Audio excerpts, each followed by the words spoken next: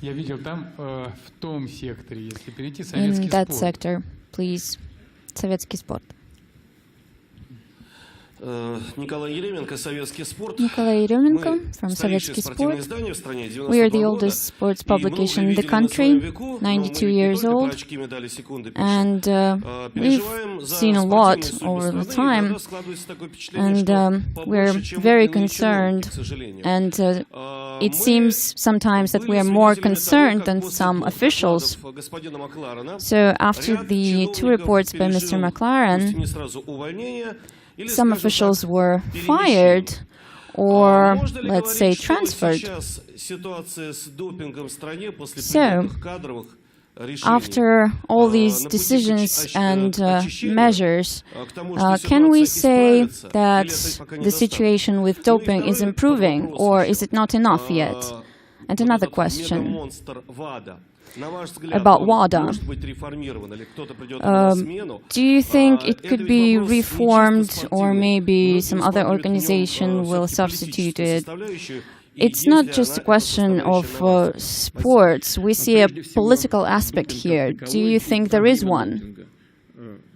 First of all, we've never had a doping program in Russia. This is just impossible, unthinkable, and we'll never do anything like that. There is no government support program for doping in Russia.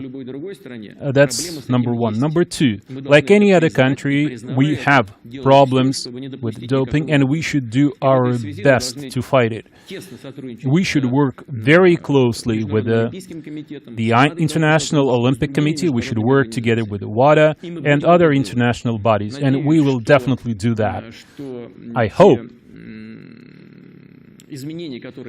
that the changes that are currently taking place, and it's not just some personnel decisions you mentioned, there are structural changes as well. I hope that those changes will help us address the situation, and the investigative committee, the prosecution service are investigating everything related to doping, and this investigation will be carried out to the end.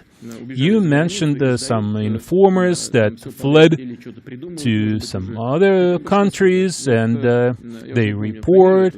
I don't even remember the name of this person who fled, the guy who was chief of our anti-doping agency. What was his previous workplace? He used to work in Canada, and what he did later, he came to Russia and he was appointed to a high position, and he used this to bring all sort of bad things into Russia.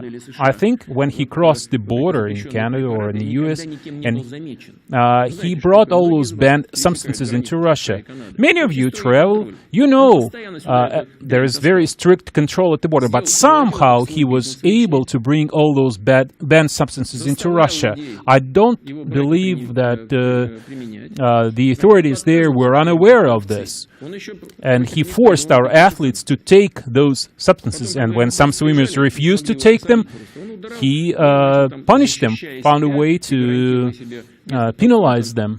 And then he fled to some other countries, and he has a nice life there, and he complains about Russia, hoping that they will provide nice conditions for him there. And definitely for some time he will have a nice life there, but then they will just forget him and kick him out. And that's what always happens. So I think that he had some patrons there, and then they waited for the right time to come, and then they attacked Russia. This doesn't mean, of course, that we don't have problems with doping in Russia. We definitely have those, and we should fight them. We should take care of our athletes, their health. Now, you also asked about WADA. It's not up to me to comment on its performance. It's up to the IOC to do that. But I strongly believe that any anti-doping agency, including WADA, should be A, transparent, clear, should be verifiable, and we should know about the results of their work. What I mean is that the international athletic community should all know who was tested, what the results were, and what action was taken in order to punish those guilty. What has been done to prevent this from happening in the future? Are these security issues? Why are they so secretive? Why do they keep all those things under wraps?